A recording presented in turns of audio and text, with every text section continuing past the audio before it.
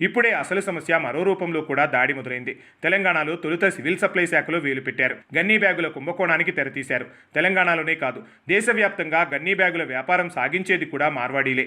అందువల్ల రాష్ట్ర ప్రభుత్వాలకు అవసరమైన గన్నీ బ్యాగుల సరఫరాలు పెద్ద ఎత్తున గోల్మాల్ జరిగిందనేది వెలుగులోకి వచ్చింది.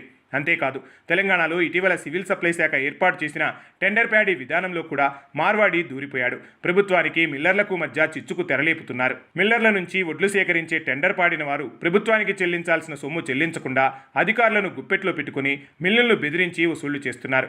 ఇక్కడ మార్వాడి తెలివి ఎలా ఉందో అర్థం చేసుకోవచ్చు. గత ప్రభుత్వ హయాంలో తెలంగాణలో పెద్ద ఎత్తున గురుకులాలు ఏర్పాటు చేశారు. సుమారు 1000 గురుకులాలను ప్రభుత్వం మొదలుపెట్టింది. ఆ గురుకులాలకు అవసరమైన అన్ని రకాల సామాగ్రిని సరఫరా చేసే వారిలో ముఖ్యుడు ఓ మార్వాడి. దాదాపు సింహభాగం ఆ మార్వాడి స్కూళ్లకు అవసరమైన బెంచులు, కుర్చీలు, ఇతర ఆట వస్తువులు, ఆహార పదార్థాలు సరఫరా చేశాడు. అందులో మార్వాడి సరఫరా చేసిన వస్తువులు నాసిరకంగా ఉండడంతో వాటిలో చాలా వరకు మూలన పడేసిన సందర్భాలున్నాయి. ఇక వైద్య శాఖలో కూడా వేలు పెట్టి ఏకంగా కేసీఆర్ కిట్కు అవసరమైన వస్తువులను కూడా సరఫరా చేసింది కూడా మార్వాడీలే అనే సంగతి చాలామందికి తెలియదు.